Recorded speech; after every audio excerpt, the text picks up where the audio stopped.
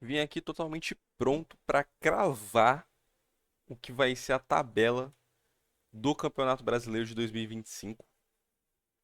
E esse tipo de conteúdo é muito comum, principalmente agora no início do ano, antes do brasileiro começar, até nem os estaduais começaram direito. Tem estado aí que não teve nem o primeiro jogo ainda. Então, é, se, se eu fosse seguir o mesmo padrão, ia ficar tudo muito óbvio, porque é tudo muito parecido. Então eu vou colocar basicamente dois desafios, entre muitas aspas aqui, que é colocar eles em ordem. Então, por exemplo, ali na Libertadores, onde está do segundo ao sexto, eu vou ter que colocar o segundo, terceiro, quarto, quinto, sexto. Não só jogar na prateleira aqui em qualquer ordem. E eu vou ter que cravar um time grande sendo rebaixado. Porque senão fica muito fácil, fica muito cômodo colocar só os menores ali. Então, vou ter que pôr algum time grande na zona de rebaixamento e seja lá o que tiver que acontecer. Então, começando com o Galo, cara. Eu vou ser bem sincero, é, eu vou deixar o Galo na zona de Sul-Americana. Eu vou colocando os times aqui e depois eu vou colocando na ordem certa, tá? Pra ficar mais fácil. Mas eu acho que o Galo fica na zona da Sula, de sétimo a décimo segundo, porque o Cuca é um técnico que não dá pra você confiar muito. E por mais que no Galo ele seja ídolo e provavelmente é o maior técnico da história do Galo, não dá pra prever o que o Cuca vai fazer. Então ele pode, por mais que ele tenha mais respaldo da diretoria e a torcida goste mais dele do que em outros clubes por onde ele passou, não dá pra você contar com o Cuca até o final do ano. Se fosse uma certeza de que o Cuca vai até o final do ano no Galo, eu colocaria na zona de Libertadores. Mas como não dá pra ter certeza, eu coloco eles na zona de Sul-Americana. E o Bahia eu acho que vai na mesma prateleira também, porque eu, pelo menos, não sou o maior fã do mundo dos trabalhos do Rogério Ceni. E eu acho que mesmo com o Bahia tendo um bom elenco, não acho que ele vai fazer muita coisa. Não acho que vai ser com o Rogério Ceni que o Bahia vai pegar a Libertadores. E acho que as contratações também não vão dar jeito nisso, porque eu vejo muito torcedor do Bahia reclamando do Rogério Ceni.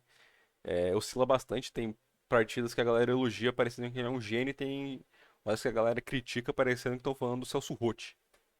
Então, por ser meio complicado, eu deixo o Bahia nessa zona de Sul-Americana. E aqui é a primeira parada que já vai ser mais divergente, que eu também coloco o Botafogo na zona de Sul-Americana. A gente tem visto que o Botafogo tem tirado muitos jogadores que foram campeões do ano passado do Brasileiro e da Libertadores, mas não está repondo à altura, pelo menos no momento.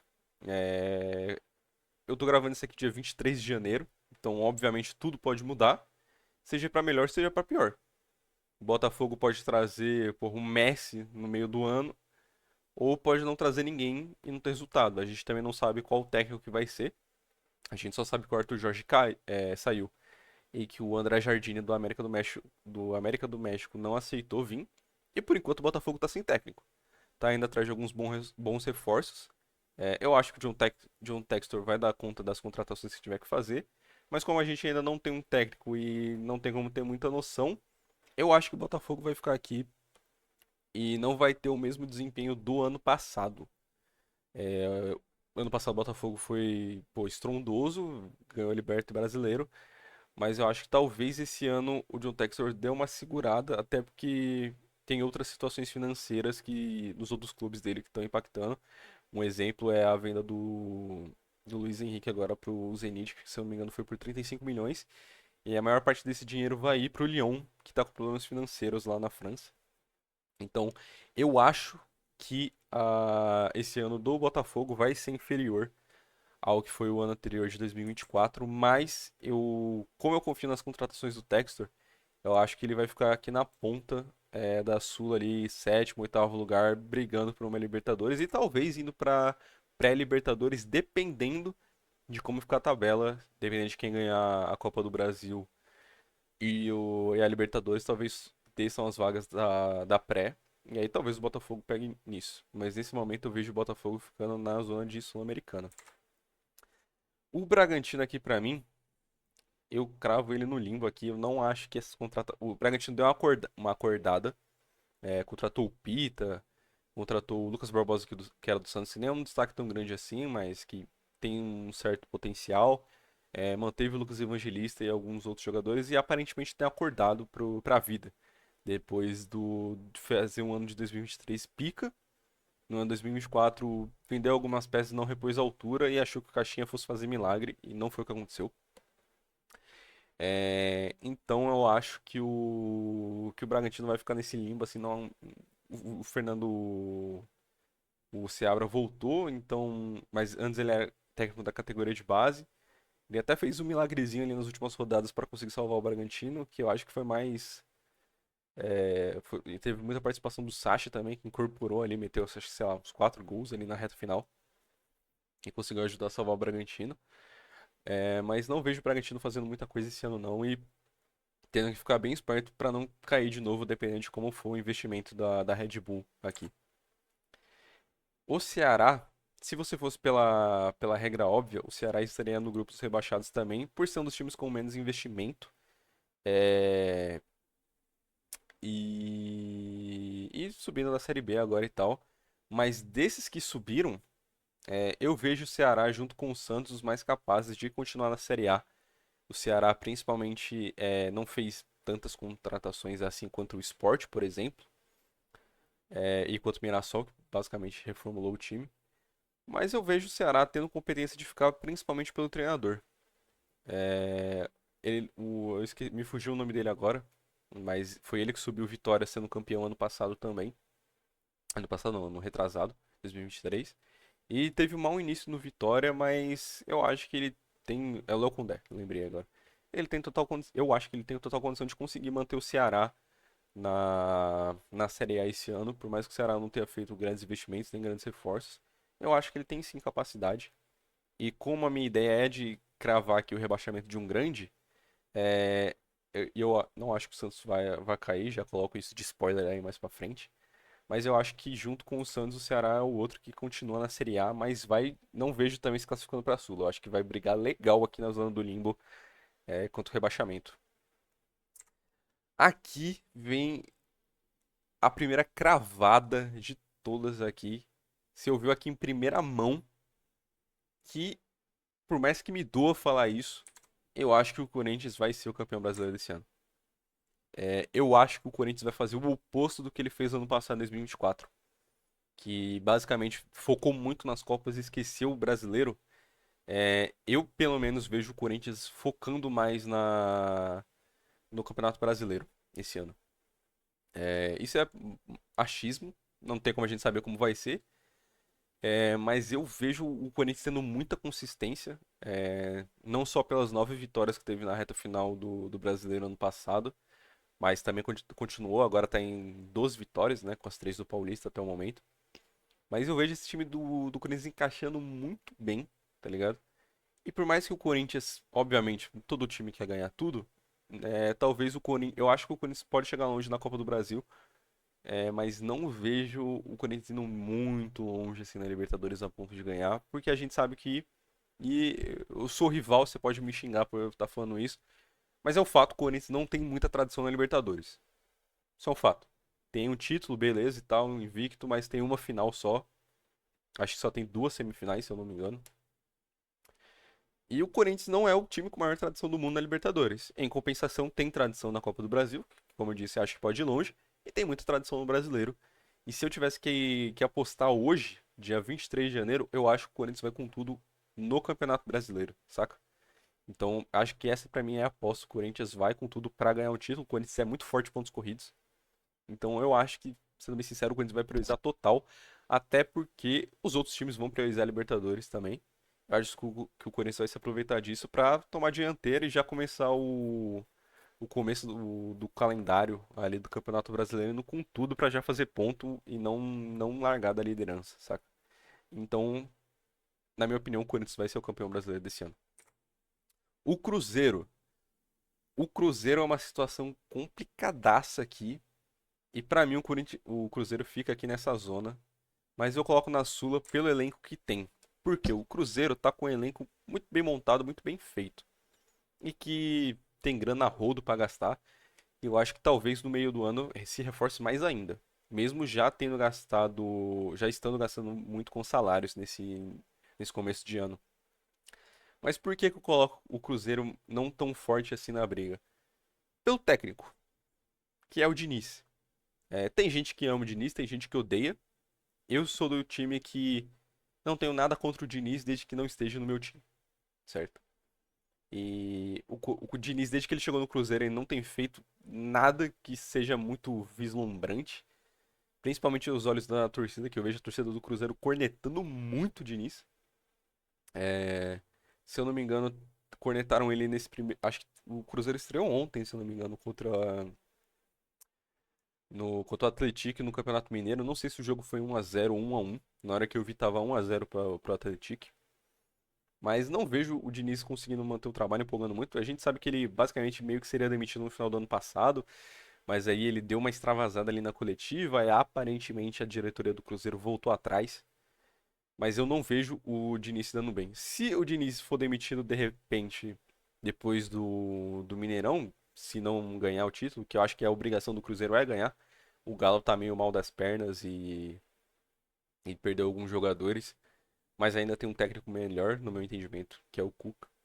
Mas pelo elenco que tem, a obrigação do Cruzeiro é chegar na final. Como, obviamente, é a obrigação tanto do Cruzeiro como do Atlético sempre é chegar na final, porque são os dois maiores do estado.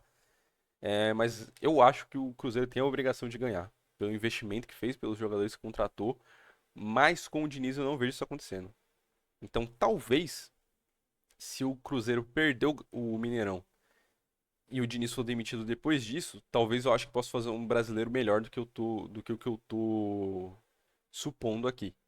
Mas se por algum motivo ganhar um Mineiro, isso consequentemente vai dar respaldo e mais tempo pro Diniz no cargo. E é aí que eu acho que o Cruzeiro pode se complicar legal, principalmente no começo do brasileiro. Óbvio, tudo pode mudar. O Diniz fez milagre com aquele elenco do Fluminense sendo campeão da Libertadores. Mas não dá pra cravar que aqui no Cruzeiro vai ser igual, até porque o Diniz tem mais experiências complicadas e meio negativas nos trabalhos dele, principalmente em relação a título, do que positivas. Então eu coloco o Cruzeiro aqui na zona de Sul-Americana. Inclusive, agora me bateu uma dúvida, não sei se o Bahia fica à frente. Eu vou colocar o Bahia à frente do Galo, porque como eu disse, o problema dos mineiros aqui esse ano é a instabilidade dos técnicos. A gente não sabe o trabalho que o Diniz vai fazer e se ele vai ser demitido, e a gente não sabe se o Cuca vai sair do nada do Atlético. Então, mesmo eu também não sendo fã do Rogério Ceni, como o Bahia tem mais investimento, eu acho que dependendo dos jogadores que eles trouxerem, talvez eles consigam fazer um trabalho um pouco melhor aqui do que o Atlético e o Cruzeiro. O Flamengo aqui não tem muito mistério, é Libertadores e brigando pelo título. Tem um ótimo elenco, tem dado uma segurada nas contratações esse ano, principalmente se você for comparar nos últimos anos a quantidade de jogadores badalados e bons que o Flamengo tem contratado. É, Esse ano já começou mais devagar, se eu não me engano, é uma cautela barra projeção que o novo presidente, novo diretor, sei lá, do Flamengo tem. Que basicamente a contratação, por próprias palavras do diretor, do presidente, eu não lembro ao certo porque eu sempre confundo. Mas por próprias palavras dele, a maior contratação desse começo de ano do Flamengo vai ser o Juninho, que tava no Karabag. E o cara pode chegar aqui e jogar bem, eu acho que até vá, não duvido do scout do Flamengo. Mas que, comparado aos anos anteriores do Flamengo, não é o que a gente espera, né?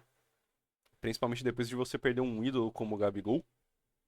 E se eu não me engano, o Pedro só volta daqui a alguns meses. Eu vi gente falando que só no meio do ano. Você espera uma reposição mais à altura, né? Porque você tinha, pô, em um determinado momento você tinha o Pedro e o Gabigol. Em outra você perdeu o Pedro e perdeu o Gabigol. O Pedro, obviamente, por lesão, o Gabigol porque saiu do time. E aí basicamente seu centroavante vai ser o Juninho do Karabag, é meio foda, tá ligado? Mas eu acho que quando o Pedro recuperar, o Flamengo dá uma deslanchada legal. Mas até lá não sei como pode ser, claro. Pelo tempo que o Pedro ficou fora, também vai demorar a adaptação dele, pra ele voltar, tal, pegar ritmo. Mas o resto do time do Flamengo eu acho muito bom. E eu acho que, pô, dificilmente o Flamengo não vai estar nessa zona de Libertadores e campeão. Porque tem um elenco muito bom, tem diretoria com muita grana. E por mais que façam algumas loucuras, tem total condição de ficar ali. O Fluminense. O Fluminense aqui vai ser foda. Por quê? O Mano Menezes salvou o Fluminense. Fez uma campanha pica lá, conquistou a maior parte dos pontos, foi uns 40 e poucos pontos. E salvou o Fluminense. Mas não tem como cravar que ele vai repetir essa campanha no Brasileiro. E principalmente diante de algumas dificuldades. Tem se especulado da negociação do John Arias, que hoje talvez seja a principal peça do Fluminense no ataque.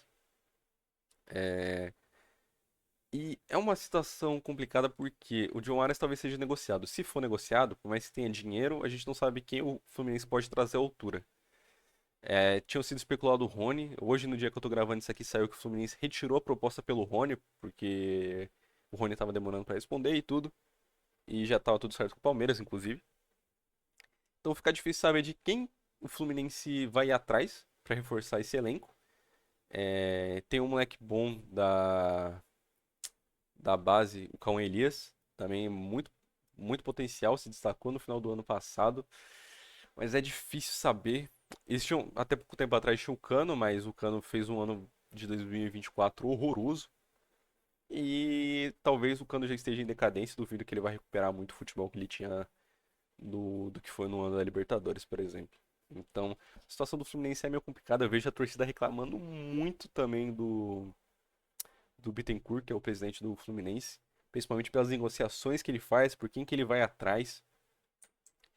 Então, na minha opinião, o Fluminense nesse primeiro momento aqui vai brigar pela Sula. Conforme a gente for avançando pelo resto dos times aqui, talvez mude, mas por enquanto vai para a Sula aqui, mas perigando com um limbo aqui, porque não tem como a gente saber como vai ser o trabalho do Mano Menezes e principalmente pelas contratações e a janela do Fluminense em si que tem sido meio nebulosa.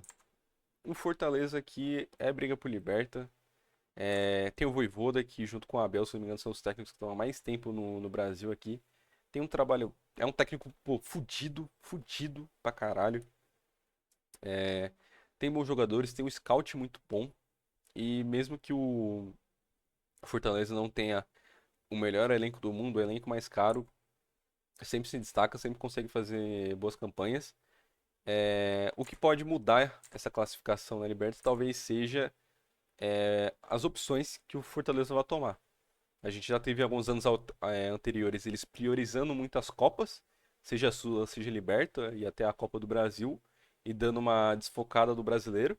Em outros momentos focando bastante no brasileiro e caindo meio cedo nas Copas. Mas levando em consideração que o trabalho do Voivoda vai continuar sendo consistente, eu acho que tem tudo para continuar na briga por Libertadores. Talvez um pouco atrás dos demais por conta do elenco, justamente não ser tão estrelado assim, mas tem total condição de ficar na briga de Libertadores. O Grêmio. O Grêmio vai ser complicado aqui, o Grêmio eu vou colocar ele na zona de limbo. Pra mim ele também, como a maior parte dos times aqui, vai ficar nessa briga de Sula e do limbo aqui. Mas eu acho que ele fica mais na questão do limbo, porque eu tenho visto a torcida do Grêmio talvez tenha sido a torcida do Grêmio talvez seja a que eu mais veja reclamando da diretoria nesse começo do ano. Perdeu o Marquezinho, o goleiro. Eu sei que tem muito torcedor do Grêmio que não ia muito com a cara dele, mas que tinha feito alguns bons jogos no final. Vi até torcedor falando que foi ele o principal responsável por salvar o Grêmio do rebaixamento. Aí eu não sei, não vi a maioria dos jogos do Grêmio, mas eu vi torcedor falando isso. E as especulações do começo do ano pro Grêmio já são meio complicadas. De ponto positivo, teve a vinda do Quinteiros, técnico campeão com o Vélez na Argentina, que estava até sendo especulado no Santos. E que, pelo que eu tinha visto dele na época que ele estava sendo especulado no Santos, eu tinha gostado bastante. Então, eu acho um técnico muito competente, mas ao mesmo tempo a gente vê o Grêmio querendo trazer o Volpi para ser goleiro titular. Isso por si só já é meio complicado. Tem os boatos da talvez saída do Vila Sante, talvez saída do Cristaldo, que não teria se acertado com, com a renovação salarial. Aí tá meio estranho essa situação do Grêmio, dos poucos jogadores que eles contrataram no começo desse ano, com exceção do Cuéllar, que é um bom jogador. Os outros não são um destaque muito grande assim. Eu vejo a torcida bem preocupada. E por mais que o Gustavo Quinteiros seja um bom técnico, se a gente pegar o retrospecto dele, não é garantia que ele vai fazer com o Grêmio o que ele fez com o Vélez. O Vélez tinha um elenco meio limitado e ele fez milagres sendo campeão.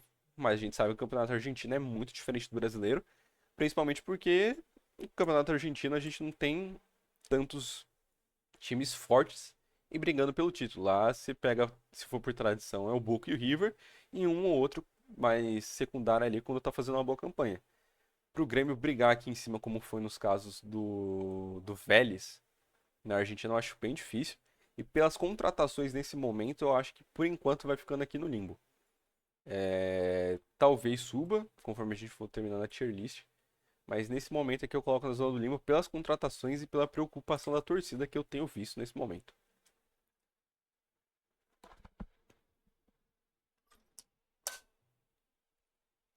O Inter. O Inter aqui é complicado porque o Inter fez uma campanha foda com o Roger Machado no Brasileiro do ano passado, deu uma esticada monstruosa, mas depois que veio, que deu alguns tropeços, as derrotas ali, se eu não me engano, o Inter não ganhou mais nenhum jogo. Posso estar errado, tá? Não tô cravando aqui não. Mas acho que o Inter não ganhou mais nenhum jogo. E ao mesmo tempo que você vê uma, um disparo muito grande depois que o Roger Machado assumiu, a gente sabe que o Roger não é o treinador mais vitorioso do mundo, mais cobiçado do mundo, em questão de retrospecto, assim. E por mais que o. E também tem algumas complicações do Inter, tem se falado na situação do Thiago Maia que não pagou o Flamengo. O Santos talvez fosse atrás do Thiago Maia, mas não foi porque pelas exigências do Inter. E aí não sei como fica essa questão do Thiago Maia se eles não pagarem o Flamengo, se o Flamengo pode, por exemplo, tirar o Thiago Maia entrando com alguma ação na FIFA, sei lá.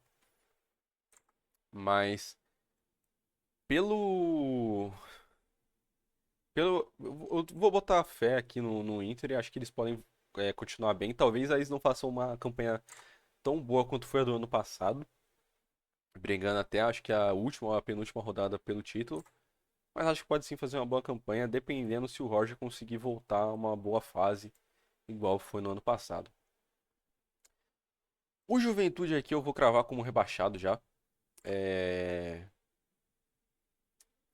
Teve bons momentos ano passado com o Carpini e com o Roger Machado, que depois o Carpini foi pro. O Carpini, acho que se eu não me engano, ele foi pro São Paulo primeiro, né?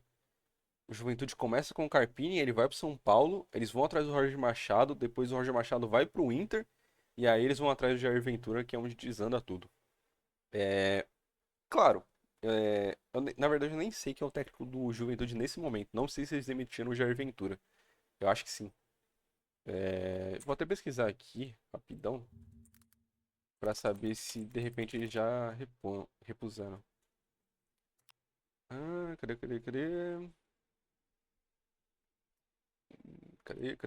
Cadê? Juventude.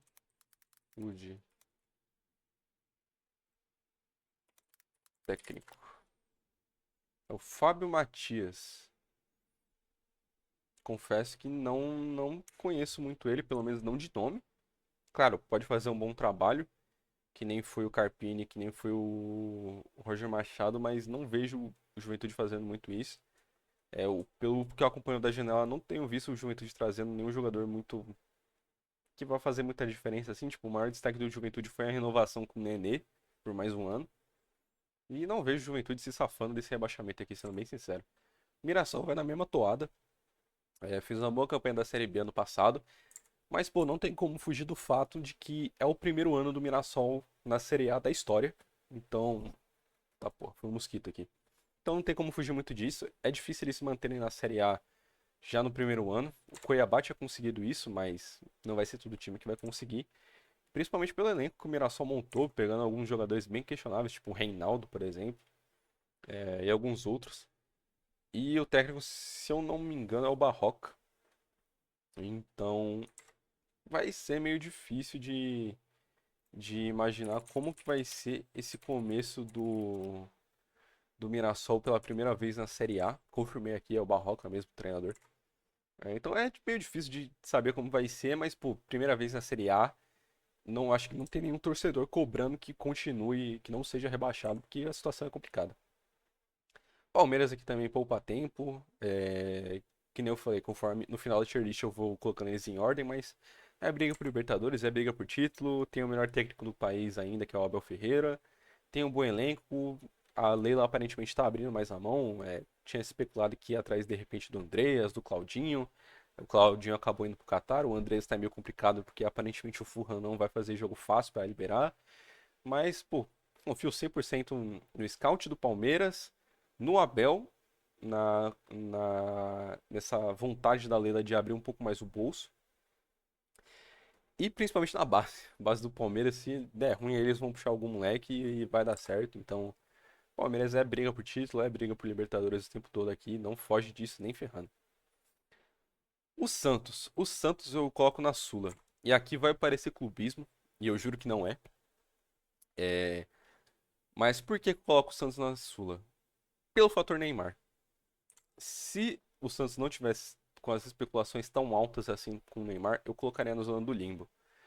Mas com o Neymar voltando, a situação melhora bastante para o Santos. E eu não digo nem necessariamente dentro de campo, porque a gente sabe que o Neymar é fora de série. Se ele vier em condições de jogar e não se lesionando muito, entrando em alguns jogos pontuais, seja na Copa do Brasil, seja em clássicos ou jogos em casa no Brasileiro, o Santos já ganha muito no âmbito esportivo dentro de campo. Mas além disso, o Neymar vai trazer muito mais dinheiro, seja em patrocínio, seja em receita de TV. Tanto que isso já foi noticiado pelo próprio Diário do Peixe que vários contratos do Santos têm a cláusula Neymar, que já aparentemente já tinha sido acertada pelo presidente, que se o Neymar voltasse, já teria uma cláusula de aumento dos valores de patrocínio. Então isso, pô, o dinheiro que o Neymar vai trazer para o Santos é surreal. Se ele tiver condição de jogar, a qualidade técnica melhora muito. Isso facilita também a vinda de outros jogadores. E jogadores melhores. E que de repente até sejam amigos do Neymar, dependendo de quem for, obviamente, tá? Não acho que o Messi e o Suárez vão vir pro Santos, embora teriam espaço facilmente. Mas não acho que isso vai acontecer. Mas eu acho que o Neymar traz um ganho muito bom pro Santos. E também isso combina com o fator loucura da diretoria. Como eu sou santista, eu vou ter, obviamente, mais embasamento para falar do Santos do que qualquer outro time. E o Marcelo Teixeira é um presidente famoso por gastar uma grana federal é, nos elencos dele. Historicamente, ele sempre fez isso, gastava uma grana nos elencos. E por mais que nas vezes que ele passou pelo Santos ele tenha tido mais sorte do que juízo, principalmente com o brasileiro de 2002 e 2004, sendo muito mais graças ao Leão que subiu o Robinho e o Diego, o Elano e a galera da base, que foi o que salvou e deu o título pro Santos. Foi mais competência do técnico do que do próprio Marcelo Teixeira. Ele aparentemente está coeso em fazer loucuras e gastar uma grana que o Santos de repente não teria, mas que ele está trazendo. Principalmente, provavelmente já previndo essa vinda do Neymar. Então eu acho que o Santos briga pela Sula ali justamente pelo fator Neymar, pelo fator reforços, que eu não vejo o Santos perdendo nenhum jogador importante no meio do ano. Talvez o Sherman ou o Gabriel Brazão, se forem para a Europa, dependendo, mas aí vai ser por uma proposta boa, porque eu duvido muito que o Santos vai liberar por pouco dinheiro, principalmente depois da venda do Neymar, que já não vai, teoricamente, já não vai estar em tanto desespero assim. E talvez eu acho que possa trazer bons reforços no meio do ano, algum jogador em fim de contrato, seja do Brasil, seja da Europa. De repente, se já tiver a questão de virar SAF, que é algo, também tem que se falar nisso, a questão de virar SAF tem algo que tem sido comentado por muitos setoristas, de que talvez a vinda do Neymar seja condicionada ao Santos virar SAF, e aí de repente ser comprado pelos árabes e tal. E aí, obviamente, isso traria muita grana. Enfim, por mais que o Santos no começo do ano não seja a melhor situação do mundo, e para quem veja de fora, talvez não tenha tudo para ver que vai cair ou que vai brigar contra o rebaixamento, eu acho que essa questão do Neymar, essa questão de potencial SAF e da diretoria que está disposta a gastar um dinheiro que o Santos não tem, inclusive aumentando a dívida, eu acho que por isso o Santos briga pela Sula, aqui em zona de Sul-Americana, e também porque tem um bom técnico que é o Pedro Caixinha. A gente não sabe como vai ser o ano dele, pode ser que ele faça um ano de 2023, como ele fez com o Bragantino, que foi pica no brasileiro, e pode ser que ele faça um ano de 2024 e vá mal. Mas mesmo que ele acabe saindo no meio do ano de repente, eu acho que o Santos pode ir atrás de algum outro técnico que faça esse elenco render, com os reforços que estão vindo agora no começo do ano e pelos que virão no meio do ano.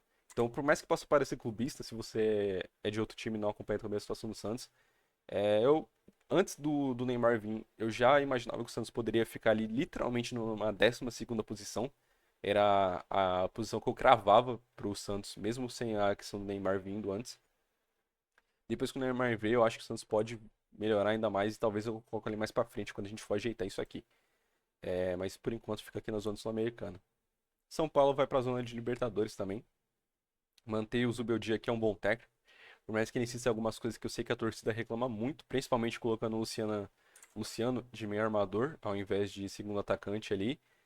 Mas acho que a situação do São Paulo se mantém boa, é um bom técnico. Torço o Oscar, que acho que vai agregar muito para esse time de São Paulo.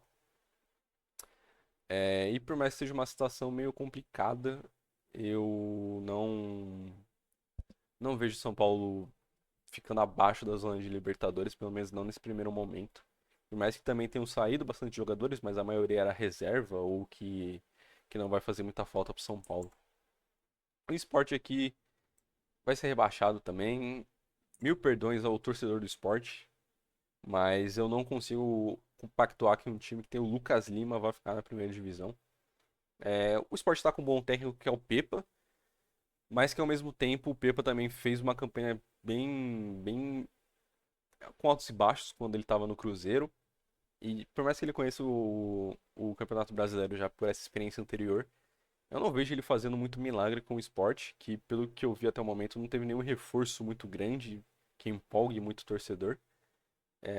Teve o Paciência lá, né? Eu acho que é Gonzalo Paciência, que é um atacante de fora, mas que também, pô, é difícil saber como vai ser no Brasil e eu não acho que o esporte vai conseguir se salvar. Eu acho que talvez ele fique naquela briga de 17º lugar, mas não vejo ele se salvando. O Vascão, mil perdões ao torcedor vascaíno. É. Sei que muita gente vai ficar puta comigo e talvez vai falar que é clubismo também. Mas eu não acho que o Carille vai conseguir fazer muita coisa com o Vasco, tá? A situação do Vasco tá meio complicada. O Verratti e o Léo Jardim que são os principais jogadores do time. Tinha um boato que o Bahia talvez fosse atrás do Léo Jardim. Aparentemente não comprou. E aparentemente o Vasco tá encaminhando a renovação.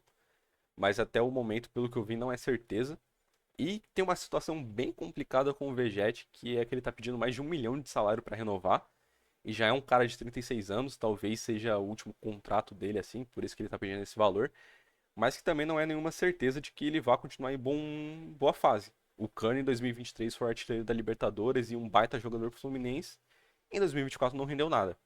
E o Vegetti também não é certeza de que vai continuar nesse nível.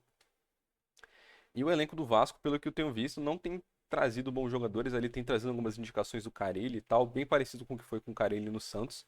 Mas a Série B é diferente da Série A. E isso não acho que o Vasco vai fazer muita coisa com o Carille. E tenho, para ser sincero, eu tenho minhas dúvidas se o Carille vai até o final do ano no Vasco. Tem muita gente que vai falar que o Carille é um treinador de resultado, que pô, ganhou o Brasileiro com o Corinthians, ganhou a Série B com o Santos. Mas eu vou ser bem sincero, acompanhei o Carille nesse último ano e não me agradou em muitas coisas, mesmo na Série B e mesmo tendo o elenco mais caro da história da competição e jogadores que destoavam bastante. E eu não vejo o Carille fazendo muito milagre, né, na Série A, sendo bem sincero. Eu sei que vai ter torcedor do Vasco que pode ficar puto com eu falando isso, mas não vejo o Vasco fazendo muita coisa, tá? Não tô falando que vai ficar aqui na briga, ainda, pelo menos, mas não acho que vai fazer muita coisa. E o Vitória, o Vitória, o Vitória. hum, eu acho que vai pra zona sul-americana e eu já tô vendo que eu vou ter que arrumar isso aqui. Mas. Eu acho que vai fazer uma boa campanha pelo Carpini. O Carpini, depois que chegou no Vitória, fez uma campanha muito boa. Foi uma das melhores campanhas do retorno, se eu não me engano. Foi bem pra caralho. Obviamente, dentro das limitações que o elenco do Vitória tem. E trouxe algumas peças, trouxe o Wellington Rato. Eles infelizmente não vão ficar com o Alejandro, mas acho que tá tudo certo pra trazer o Mastriani. E assim, por mais que o elenco do Vitória seja fraco, eu acho que tem tudo pra ir bem nas mãos do Carpini se ele manter esse trabalho. A gente tem visto o Carpini como um técnico que tem despontado bastante nos últimos anos, fez uma campanha ruim com o São Paulo, mas eu acho que tem muito mais a questão de ver da pressão de um time grande, de estar em um time grande, do que qualquer outra coisa, sendo bem sincero. Então ele fez uma campanha boa com o Juventude, com o Água Santa, fez um bom segundo turno com o Vitória. Eu acho que ele vai se manter nessa pegada, ainda mais agora que ele vai ter o campeonato inteiro para conseguir ir para frente. Então, vamos lá, chegou a complicação aqui agora que é colocar em ordem. Como eu falei, o Corinthians vai ser campeão. Estou cravando aqui. Qual certeza eu tenho disso? Nenhuma. Mas tenho uma certa intuição que eu acho que o Corinthians vai ser campeão. Em segundo colocado, eu vou colocar o Palmeiras mesmo, muito mais pela campanha do Abel, é, pela capacidade da base de subir bons jogadores para o elenco profissional, se precisar suprir alguma coisa. E porque a Leila resolveu abrir o bolso, então acho que isso vai reforçar bem o Palmeiras no que precisar. Flamengo também na sequência, não tem muito mistério. É, Tem o Felipe Luiz que fez bons jogos, aparentemente está sendo bem promissor como técnico do Flamengo. Mas eu acho que vai ficar atrás do Palmeiras e do Corinthians. O Fortaleza, eu acho que eu vou deixar ele em quarto mesmo. Ou talvez não. Será? Atrás do Inter e do São Paulo, mano? Não sei. É porque o Vojvoda é um técnico muito bom e que é melhor do que o Roger Machado e que o Zubeldia. Mas o elenco do Fortaleza ao mesmo tempo tem suas limitações. Eu vou deixar o Fortaleza em quarto colocado aqui. Acho que vai bem, acho que pode refazer a campanha que fez nesse ano passado agora com o Vojvoda. E aqui eu vou deixar o São Paulo como quinto e o Inter como sexto. Porque eu acho que o São Paulo vai ter mais capacidade e não sei como vai ficar o Inter com essa fase agora do Roger Machado que deu uma caída legal. Então, primeiro, segundo, terceiro, quarto, quinto, sexto. Campeão e Libertadores fechados. Sétimo lugar, eu vou manter o Botafogo. Acho que o John Textor vai dar uma freada em relação ao que foi ano passado, vai dar uma segurada e vai tentar alguma coisa ali nas Copas e não sei se o time vai ser tão bom ao ponto de figurar na zona mais próxima do topo na tabela.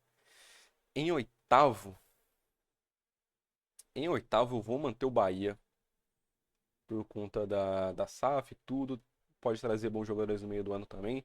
Não sou o maior fã do mundo do Rogério Ceni, mas ele fez o objetivo desse ano de 2024 para o Bahia, que era classificar para a Libertadores, fazer uma boa campanha. Inclusive, se eu não me engano, acho que esse é o primeiro ano que o Bahia pega a Libertadores em não sei quanto tempo. Fazia muitos anos que o Bahia não ia para Libertadores. E ele conseguiu o objetivo. Não acho o melhor técnico do mundo, mas dependendo de quem contratar, acho que ele pode fazer uma boa campanha. O Galo vem aqui em nono. Como eu disse, se fosse uma certeza de que o Cuca fosse ficar até o final do ano, provavelmente eu subiria o Galo e desceria o Inter. Mas como não é certeza nenhuma, a gente não tem certeza se ele vai ficar até o final do Mineiro, se der alguma louca nele, não consigo cravar que o Galo vai fazer uma baita campanha e talvez aproveite para focar mais nas Copas também. Cruzeiro é a mesma coisa, que nem eu falei, o Diniz não acho que ele vai ficar muito tempo no Cruzeiro e talvez seja melhor para o Cruzeiro perder o Mineiro e ter o Diniz demitido e já trazer alguém novo pro brasileiro do que ganhar o Mineiro e dar mais respaldo e mais tempo pro Diniz. O Fluminense aqui foi sétimo, oitavo, nono, décimo. Pra mim vai ser o Vitória em décimo primeiro. Se eu não me engano, eles terminaram o campeonato do ano passado em décimo segundo, se eu não estiver enganado. E eu vejo eles conseguindo repetir isso, talvez tentando alguma coisa melhor nas Copas, principalmente na Sula. Para mim, o Vitória tem muita chance de ir longe na Sula por essa capacidade do Carpini. E no Brasileiro é difícil competir por causa dos elencos, mas eu acho que tem um bom trabalho aqui, que provavelmente vai ser consistente. E sétimo, oitavo, nono, décimo primeiro e fechando a Sula, vou deixar o Santos. Pelo que eu falei, eu sei que o começo do ano não é muito empolgante, e para quem vê de fora pode parecer uma situação pior do que para quem tá acompanhando o clube mais de perto. Mas a vinda do Neymar, a vinda do dinheiro, E a janela do meio do ano que eu acho que vai trazer melhores jogadores, principalmente pela melhora na questão financeira e porque a diretoria se vê que tá dando mal, o Marcelo Teixeira não tem medo nenhum de gastar dinheiro se não for pra arranhar a imagem dele, tá ligado? Então eu acho que o Santos fica aqui na zona sul-americana por conta desse fator. Consequentemente, se o Santos é o 12º, o Fluminense cai aqui pro limbo. Ah, complicado, viu? Eu vou manter o Fluminense 13º mesmo. É, acho que o Mano Menezes talvez possa focar nas Copas ali e dar uma segurada no, no brasileiro. Não sei se vai fazer uma campanha muito boa, a gente não sabe como vai ser com ele, porque o começo de ano dele no Corinthians ano passado, por exemplo, foi meio complicado. Tanto que ele foi demitido no começo do Paulista ainda para chamar o Antônio Oliveira, que não fazia muito sentido, pelo histórico do Antônio Oliveira. Mas não é certeza nenhuma de que o Diniz, de que o Mano Menezes vai conseguir refazer a campanha que ele fez com o Fluminense no ano passado em questão de quantidade de pontos e tudo. Não é nenhuma certeza disso. O Grêmio eu coloco na sequência. É, por mais que tenha algumas situações complicadas, se conseguirem manter o Vila Sante, o Cristaldo, acho que pode ter um bom setor ofensivo ali. Tem o Bright White no ataque também. Tem o Monsalve, que eu vejo muito torcedor gremista com bastante esperança, assim, dele ser um jogador, dele vingar. E pode, de repente, algum moleque da base, tem o Gabriel Mack lá, que tá jogando a Copinha. Não sei se ele vai subir pro profissional, mas talvez tenha outros jogadores da base que possam ajudar o Grêmio aqui. Então, 13º, 14º, em 15º. Em 15º, eu vou deixar o Bragantino. Acho que por mais que o não seja tenha dado uma perigada, digamos assim, nos últimos anos e aparentemente tem mostrado uma decadência de trabalho por parte do time mesmo, da organização, talvez consiga ir longe nas Copas ali, que eu não vejo muito isso acontecendo. Eu acho que o Bragantino vai ser muito café com leite esse ano, tipo assim, não vai fazer nenhuma partida muito empolgante, mas também não vai ficar brigando na zona, no Z4, então acho que ele vai ficar aqui. E aqui, novamente, é, talvez tenha torcedor do Vasco que vai ficar puto comigo, mas, como eu disse aqui, dos desafios aqui era colocar em ordem e era rebaixar um grande. E dos grandes hoje, o que eu vejo mais próximo do rebaixamento é o Vasco. Por conta do Carille. Sei que o torcedor do Vasco está com muita esperança no Carille. Eu não vi nenhum torcedor do Vasco feliz com a contratação do Carille, mas eu vi muito torcedor com esperança de que talvez ele faça um bom trabalho. Mas a situação do Vegetti. O Vasco no último ano teve dois jogadores, foi o Léo Jardim e o Vegetti. Existe a chance do Léo Jardim sair, que aparentemente não está próxima, aparentemente está mais próximo da renovação. Mas a chance do Vegetti sair, que era quem estava salvando o time no ataque, e o fato do Vasco não estar trazendo ninguém muito competente, eu acho que vai ser bem complicado do Vasco fazer uma campanha decente, mesmo tendo um Carille ali que briga mais pelo resultado, não vejo isso acontecendo. E se fosse pelo óbvio, seria o Vasco aqui e o Ceará aqui. Mas como eu disse, o desafio aqui foi tentar rebaixar um grande. E, pô, se eu tenho que rebaixar aqui, eu vejo o Vasco atrás do Grêmio e do Fluminense hoje, tá? Na minha visão. E, consequentemente, se o Vasco cai, como eu disse, o Ceará eu acho que tem condição de se manter na Série A pelo trabalho do Léo Condé, de repente de quem eles trouxerem nas janelas até essa janela do começo do ano aqui agora, e na janela do meio do ano, eu acho que o Ceará tem condições de se manter na Série A. E o Sport não vejo ele ficando na Série A, tendo o Lucas Lima, tendo alguns jogadores meio embaçados assim, não vejo ficando, sendo bem sincero. Por mais que o Pepa tenha um bom trabalho, tem alguns momentos de trabalho bom na Série A, no Sport mesmo deu uma perigada no final do ano passado. Teve até, eu ouvi muito torcedor reclamando dessa soberba do Sport no final, que quando o Pepa chegou foi ganhando o jogo, já estavam falando do título, aí de repente deu uma caída ali e ficaram com medo de ficar de fora do Z4, tanto que teve esse risco, acho que foi até a última rodada com risco de ficar de fora. Tanto que foram com tudo pra cima do Santos, ganhando merecidamente. Partida ridícula que o Santos fez, inclusive. Mas não vejo o Sport continuando, então vai ser o 18º aqui. Acho que, inclusive, o Sport vai ficar na frente do Juventude. Juventude eu vejo fazendo uma campanha bem ruim.